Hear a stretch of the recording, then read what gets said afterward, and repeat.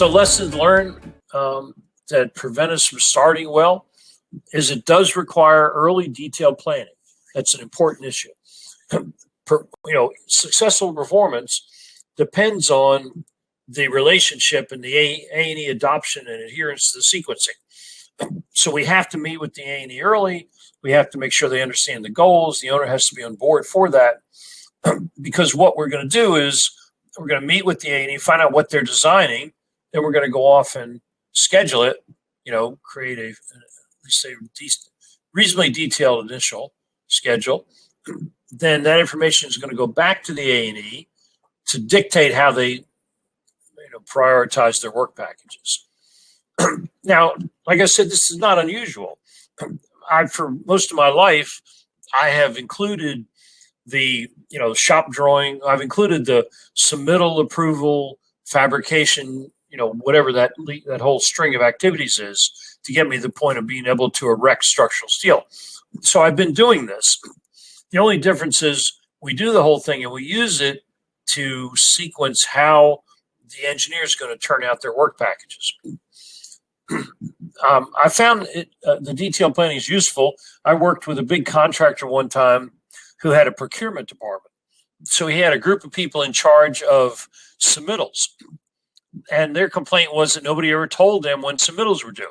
And when I first started working with them, I constantly overheard problems where the submittal wasn't turned in on time. They had some kind of delay and they couldn't blame it on anybody else. So I met with them when I got hired. When I started working with that contractor. And when I met with them, I talked about what their needs were. I made sure the schedule had all of that. I sequenced out that string of activities for all the major packages, all the major work packages, and knew exactly when things needed to happen. And then I produced a schedule for the shop drawing people, the submittal people.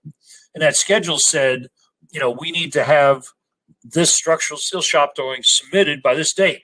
It needs to be reviewed and approved by this date. And they had a complete checklist of when everything needed to happen. So that department loved me, and I helped turn around some major procurement issues they were having by prioritizing. And the same thing is true with the PM. One of the things I've found in my lifetime from being a PM and from the managing, the scheduling, the project controls, there's a temptation.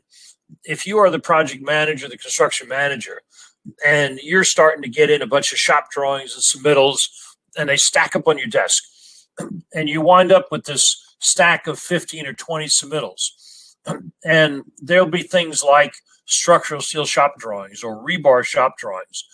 There'll be things like painting submittals or plumbing submittals, and maybe the plumbing submittal is broken out between underground piping and fixtures, something like that. We generally know enough that some of those things are really critical, but there's a huge temptation to look at that stack of submittals and say, okay, if I jump on the easy ones, then I can knock off out of 20 submittals, I can knock 12 of them off in 2 hours and get done with it, or 3 hours and get done with it. What you forget is they're low priority. And so getting it into the schedule and sequencing it means that I've been able to tell the contractor's team how urgent it is to get certain submittals done, or certain shop drawings, or certain, things that have to be submitted, and how hard they need to push to get approvals.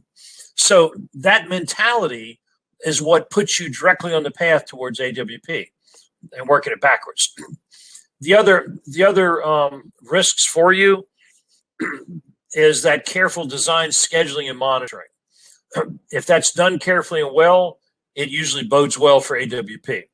If the A&E is secretive and doesn't really want to talk about their progress, and it's hard to get out of them when they're going to have something done, or their definition of a 30% submittal or a 15% submittal of a work package, if their definition for that is broad or not very clear, such that they can just say one day, oh, I'm done, and it doesn't really mean there's certain things that are completed, then it's much harder to look at AWP. Scope creep will quickly derail AWP because we have to freeze the scope. we want to be sure we freeze that scope because we're trying to get out early work packages that we don't want to have to change later.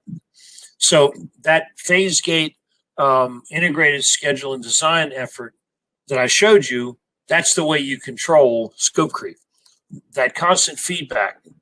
And a little story, I was involved in a data center one time, and I came on board when the project was in trouble. So came on board as an owner's CM, helping the team. They had a CM at risk contractor on the project, and the CM at risk contractor had provided the early budgets.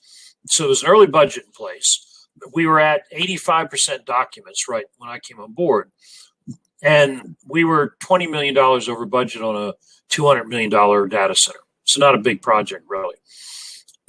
When I stepped into it, started looking at, obviously, first thing you do looking at overruns is start comparing, why is it an overrun?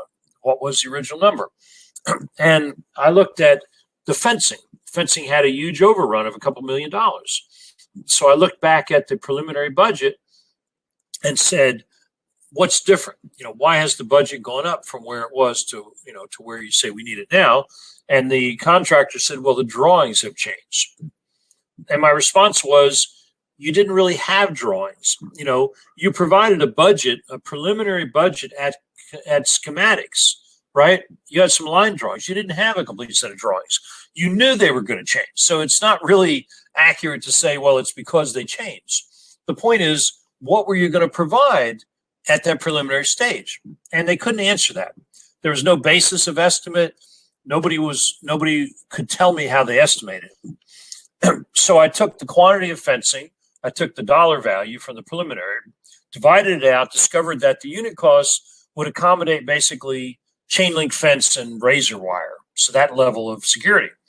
And then I looked at the current drawings, and it's a continuous footing with a big brick wall, double wide brick wall, and fancy fence sections and gates and everything else. Clearly a lot more work. And I said, when did this change? Right? What happened?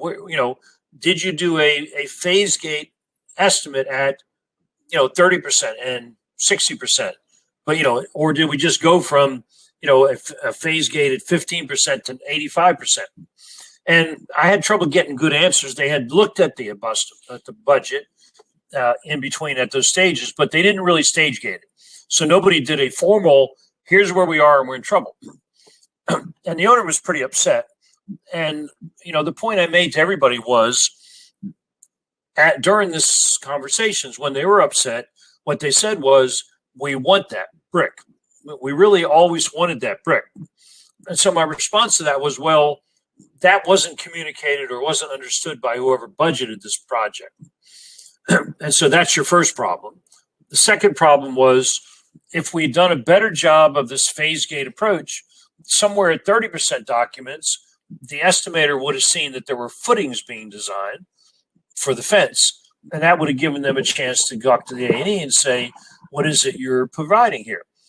And as we found out later, it was absolutely a request from the owner. The owner was meeting with the A&E one day and said, we want this to be a brick wall. That was the first time it was ever communicated to him. So if we'd been sitting there at 30% documents, talking to the owner and saying, your budget's chain link fence, A&E tells me you've asked for brick. How important is that to you? Because it's a $2 million bust. They would have accepted it because they wanted to do that. But at the end of the day, they would have been much happier because it would have been a decision they participated in instead of waiting until the whole project's designed. Now, better than that would have been a much better job of communicating the chain link fence. But this is really the phase gate approach. That's how you keep from dealing with scope creep.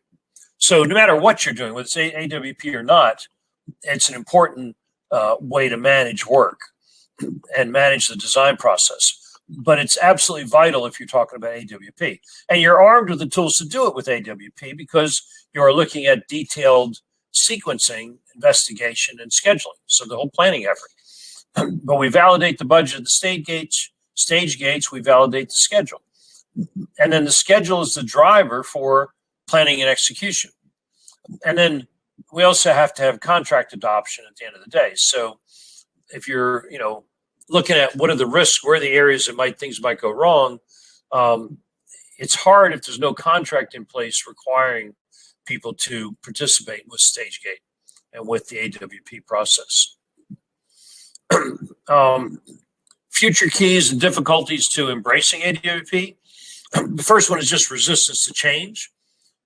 This is why the approach I'm talking to you about right now, which is putting you on a maturity path and starting out with really good CPM schedule sequencing and using that to ease into AWP.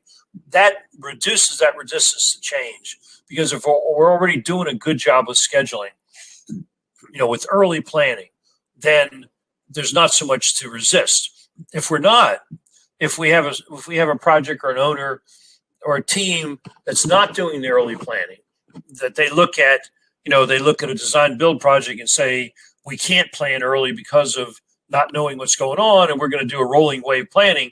Well, that team is not a good prospect for AWP, because we have to dig into that deeper. The next one is lack of buy-in. So the lack of buy-in comes about because people don't really understand what you're doing, that all they see is you're delaying things. So that's one takes more education. Lack of scope freeze. Well, this is the scope creep. So first, we want to emphasize the scope freeze, but then secondly, we really want the StageGate effort to explore that, because we may say we want to freeze scope, like on that fence, but in reality, the owner wanted something differently. So there's always going to be some things that are changes. So the more we can protect that with our StageGate approach, then we clean that up. Late design deliverables. That's a major issue. So if the design comes in late, that's going to impact everything. It's going to be a problem for everybody. Lots of projects, whether they're AWP or not, struggle with late design deliverables. And, the symptoms that come out of that are things like quality. We get a lot of RFIs in the process because the design deliverables were rushed, because they were running late. They start getting pressure from everybody to produce them.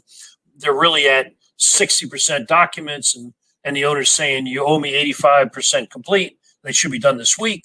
And they run in there and they fix a few things and they submit them as 65%. On the construction side, we know they're not, but it can be tough. It's much harder to deal with that when you're already at 85%. So get into that StageGate process, and that will help prep you for it. And then just the poor controls process, you need that early planning and scheduling.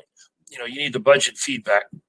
So the stronger that we are with an early planning and a good StageGate effort, the better it is. So if you notice, these are lessons learned from CII, from all their research. All the lessons learned are things that we can improve those risks by good CPM scheduling, planning, transition into AWP instead of trying to jump right into it.